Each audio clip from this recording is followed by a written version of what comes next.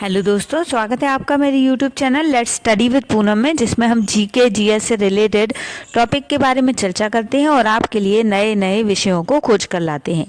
तो आज हम बात करने वाले हैं सबसे बड़ी समुद्री दुर्घटना के बारे में, जो है टाइटैनिक जहाज़ के डूबने की घटना। तो चलिए टाइटैनिक जहाज़ की जो डूबने की घटना हुई थी उसके बारे में चर्चा करते हैं। टाइटैनिक जहाज उस समय दुनिया का सबसे बड़ा यात्री जहाज था। 15 अप्रैल 1912 की रात को अपनी पहली ही यात्रा के दौरान यह एक आइसबर्ग से टकरा गया और डूब गया। इस हादसे में 1500 से अधिक लोग मारे गए थे। टाइटैनिक जहाज जब बनकर तैयार हुआ था तो इसकी चर्चा पूरे वर्ल्ड में थी। इस जहाज से पहली यात्रा के लिए कई लोगों ने टिकट खरीदे थे, तो कई लोगों को टिकट ना मिलने से वो मायूस भी हुए थे। बता दें कि टाइटैनिक सबसे बड़ा यात्री जहाज था जो 10 अप्रैल 1912 को साउथहैम्पटन से न्यूयॉर्क के लिए रवाना हुआ था।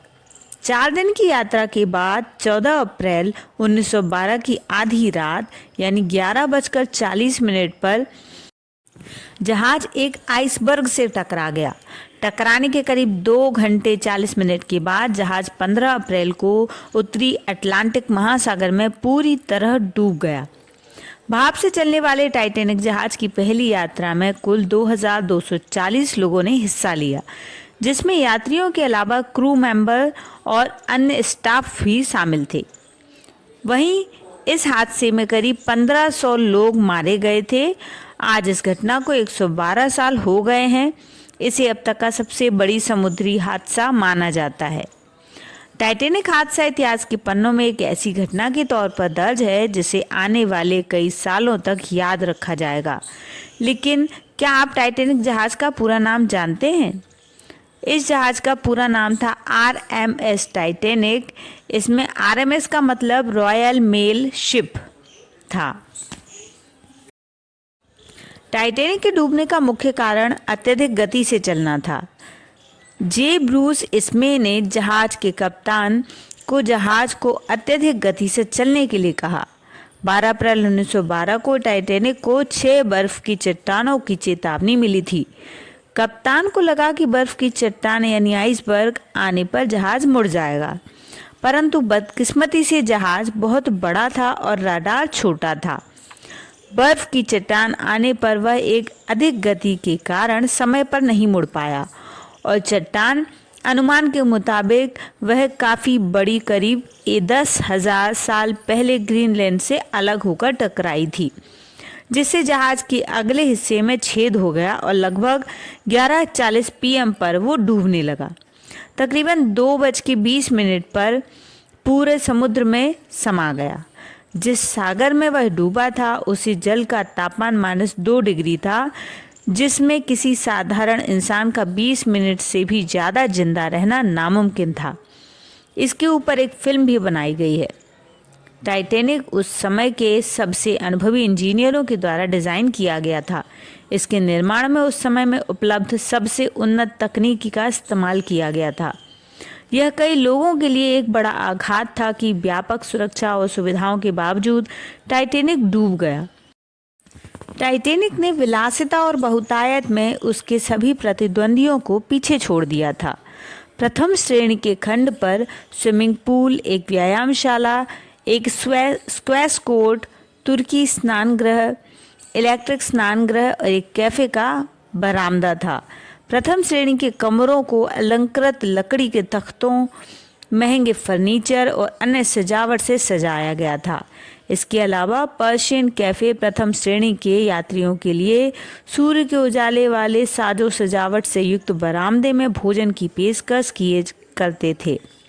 वहाँ प्रथम और दूसरे दर्जे के विभागों में पुस्तकालयों और नाई की दुकानों की सहूलियत थी। तीसरे वर्ग के कमरे पाइन लकड़े के चौखटे, मजबूत टीक के लकड़े से बने हुए फर्नीचर युक्त थे।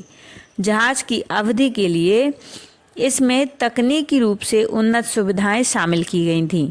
टाइटैनिक के प्रथम श्रेणी के खंडों में बिजली से चलने वाली 3 लिफ्ट और दूसरे वर्ग के खंड में एक लिफ्ट मौजूद थी।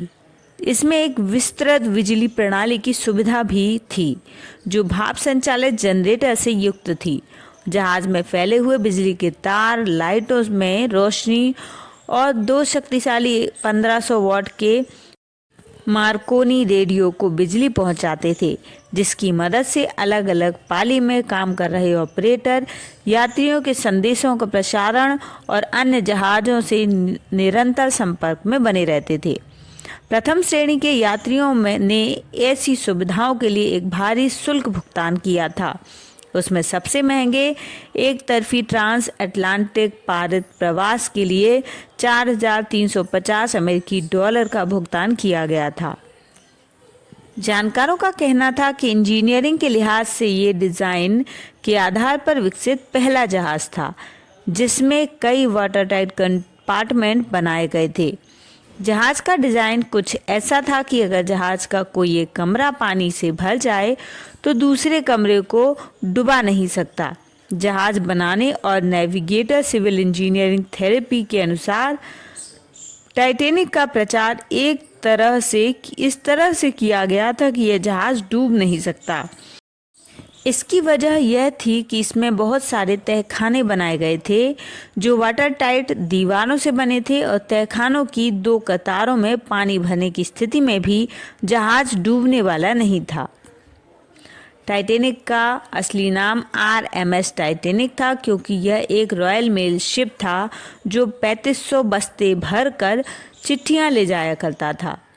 इसमें चिट्ठियाँ पैकेट सभी शामिल थे।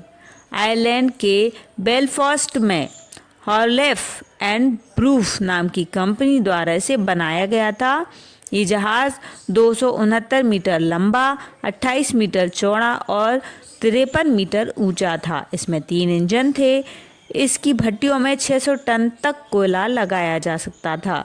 इसे बनाने में उस वक्त 15 लाख ब्रिटेन पाउंड खर्च किए गए थे। इसे बनाने में 3 साल का वक्त लगा था। इसमें 3,300 लोगों के लिए जगह थी। पहली बार जब टाइटैनिक सफ़र पर निकला तो उस पर 1300 यात्री 900 चालक दल के सदस्य सवार थे। टाइटैनिक लग्जरी जहाज़ था। इसकी टिकट भी काफ़ी महंगी थी। इसकी 3rd क्लास की टिकट 7 पाउंड की थी और 2nd क्लास की टिकट 13 पाउंड की और 1st क्लास की टिकट की कीमत 30 पाउंड तक थी। टाइटैनिक के डूबने के कुछ महीनों पहले 1911 में ग्रीनलैंड के दक्षिण पश्चिमी हिस्से में मौजूद एक ग्लेशियर का 500 मीटर का बड़ा टुकड़ा उससे अलग हो गया था। हवा और समुद्र की लहरों के साथ ये हिमखंड तैरता हुआ दक्षिण की ओर जाने लगा। 14 अप्रैल की रात को यह हिमखंड, जो अब मात्र 125 मीटर तक ही बचा था, टाइटैनिक से टकरा गया। हिमखंड के टकराने की वजह से मात्र 4 घंटे के भीतर टाइटैनिक जहाज़ डूब गया। हादसे के वक्त टाइटैनिक 41 किलोमीटर प्रति घंटे की रफ्तार से इंग्लैंड के साउथहैम्पटन से अमेरिका के न्यूयॉर्क की ओर बढ़ रहा था। हादसे के वक्त टाइटैनिक में यात्री और चालक दल मिलकर 2200 लोग सवार थे। हादसे में करीब 1500 से लोग मारे गए थे और 111 साल बाद भी सबसे बड़ा ये समुद्री हादसा माना जाता है। हादसे के कारणों की जांच ब्रिटेनी सरकार ने तो करवाई ही थी, अमेरिकी सरकार ने भी इसकी विस्तृत जांच करवाई थी। एक रिपोर्ट के अनुसार जहाज तेजी से आ रहा था, हिमखंड से टकराया, यही उसके डूबने का कारण बना। इस हादसे में जान गंवाने वाले कई लोगों के परिवारजनों का मानना है कि समुद्र तल को ये जगह उनके रिश्तेदारों की कब्रगाह है जिसे छेड़ा नहीं जाना चाहिए। तो दोस्तों, टाइटैनिक जहाज़ के बारे में पूरा ये वीडियो आपको हमारा कैसा लगा, कमेंट करके ज़रूर बताइए। यदि आप हमारे चैनल पर नए हैं तो लाइक शेयर कीजिए और यदि आपको हमारा वीडियो पसंद आता है तो चैनल को सब्सक्राइब ज़रूर करिए। धन्यवाद दोस्तों।